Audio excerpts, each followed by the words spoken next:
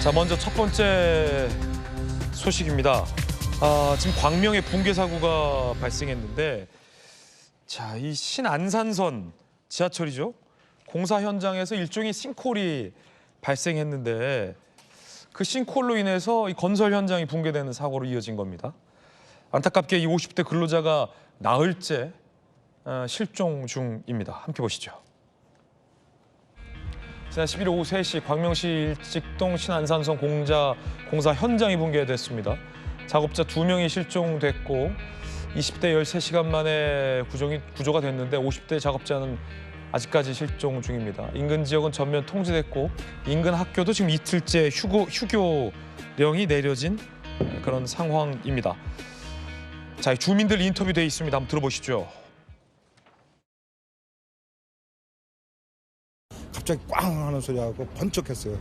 그리고 저희 집이 흔들렸어요. 직감적으로 무너지는 것 같아가지고 우리 집도 너무 가까이 있으니까. 지금 어떻게 될지 막막하네요. 근데 겁이 나가지고 일단 들어가지 못하고.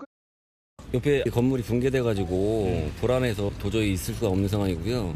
아파트에서도 대피 방송이 나왔고 뭐 한동안 뭐 일주일이 됐던 2주가 됐던 안전해질 때까지는 다시 집에 못 올 것 같아요. 정익진 변호사님, 지금 이 공사 중이었는데 최근에 있었던 이 싱크홀 같은 경우도 인근의 어떤 지하철 공사가 원인이었는데 지하철 공사 중에 싱크홀이 발생해서 그 공사 중이던 현장이 지금 이렇게 붕괴됐고요. 인근 아파트도 지금 대피 명령이 내려져서 앞서 보셨듯이 이재민처럼 이 체육관에 광명 한 체육관에 텐트를 치고 지금 임시 거주를 하고 있는 그런 모습인데 이게 규모가 상당히 좀 큽니다. 이거 어떻게 보십니까? 글쎄요, 원래 이렇게 저런 대규모 공사하기 전에는요, 집안 조사 같은 거 다 하도록 되어 있거든요. 네네. 아마 그 집안 조사 하지 않을 수 없으니까 집안 조사까지 다 했을 것 같은데 그럼에도 불구하고 찾아내지 못한 어떠한 그런 부분들이 있었던 것이 아닌가. 지금 도시가 자꾸 확장하고 그러다 보니까 땅 밑까지는 어떻게 할 수 없는 그런 부분들도 있을 것 같다는 그런 생각은 드는데 그래도 자꾸 뭐 여기저기서 서울에서만도 제 기억에 벌써 올해만 해도 몇 번의 싱크홀이 있지 않았습니까? 그다음에 사람들이 희생당한 경우도 있었고요. 이런 것들에 대해서 참 대책이 마련되어야 되는데 쉽지 않을 것 같다 그런 생각은 들고 어쨌든 피해보는 분들이 더 이상 나오지 않을 수 있도록 대비를 잘해야 되겠다 그 생각 듭니다. 부산에서도 싱크홀이 발생했습니다. 함께 보시죠.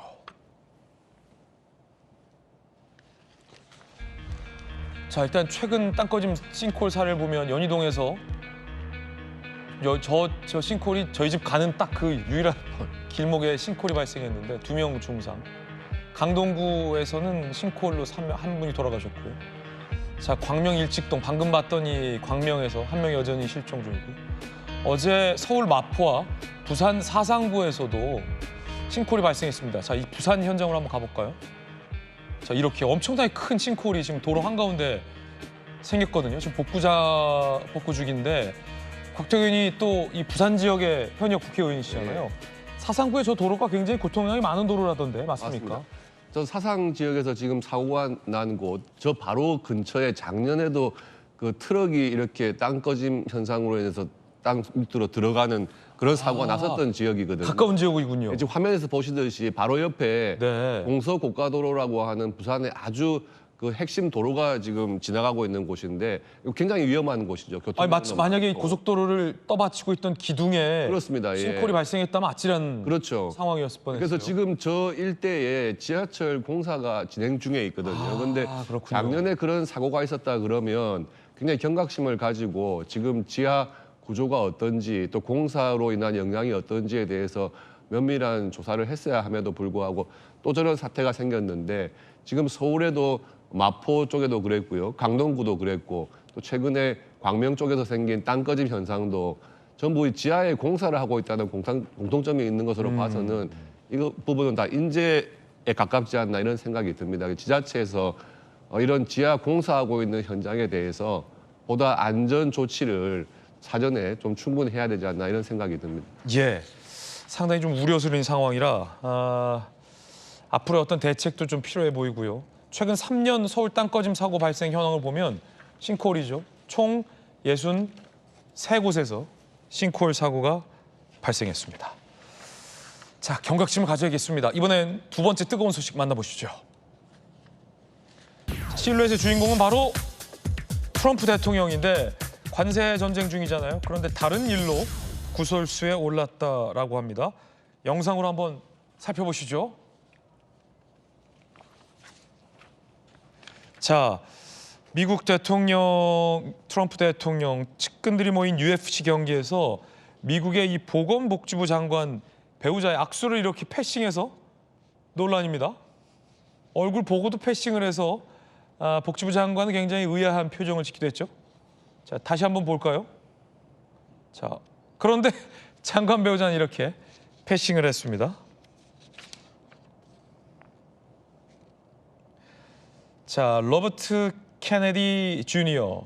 사실 이 로버트 케네디 주니어는 트럼프 대통령이 굉장히 고마운 인물이죠. 미 대선 때 본인이 불출마 선언하고 트럼프 대통령이 지지 선언을 했거든요. 존 F 케네디 조카이기도 합니다. 그런 어떤 부인, 복지부 장관의 부인인데 왜 악수를 거부했을까? 셰릴 하인스는요, 민주당 지지자로 알려져 있고요. 대선 당시 남편의 트럼프 지지를 반대했던 인물이었군요. 이 악연과 스토리가 있기 때문에 트럼프 대통령이 그냥 이렇게 그냥 지나갔습니다. 쌩하고 지나가요. 그렇군요. 손을 내밀었는데 이렇게 쌩하고 지나가는 모습입니다. 이 약간 좀 악연이 있군요. 그러니까 뭐 트럼프 대통령이 자기 감정을 저렇게 표현하는 게 한두 번은 아니기 때문에 네. 이상하게 보이지는 않는데 그래도 뭐 트럼프 정부의 보건복지부 장관의 배우자라 그러면 최소한 의례적인 악수라도 하는 정도를 보여줬어야 될 것 같은데 매우 황당한 상황입니다. 본인도 굉장히 좀 황당해하는 모습인데요. 앞으로 이런 장면을 더 많이 보게 될 것 같습니다. 대선 과정이나 그 이전에도 이 트럼프의 행동을 보면 어지러울 정도인데 최근에 또 뭐 이 여러 발표하는 정책들을 보면 그 정책 자체가 갖고 있는 의미보다는 트럼프의 행위, 그러니까 예를 들면 샤워와 뭐 그 수동 압력 이 규제 그 해제인가요? 이런 정책 발표할 때도 보면 본인의 아름다운 머릿결을 강조한다거나 이게 상식적으로 보이지 않는 이런 행위들이 이어지고 있는데 글쎄 미국 국민들이 어쨌든 선택한 대통령이고 그 외에 지지하는 정책들이 여러 가지가 있지만 최근에 이 관세 정책 이후에 국채 문제가 발생해서 또 철회하는 여러 상황이 있지 않습니까? 결국에 이제 미국 국민들도 트럼프에 대한 지지를 통해서 이번에 대선 대통령으로 선출은 했지만 이런 장면들이 하나하나 쌓여갈 때 과연 트럼프에 대한 지지를 언제까지 계속 유지할지 한번 지켜봐야 될 대목인 것 같습니다. 네. 자, 그런가 하면 트럼프 대통령이 백악관 내에 자신의 초상화를 걸어서 화제가 되고 있습니다.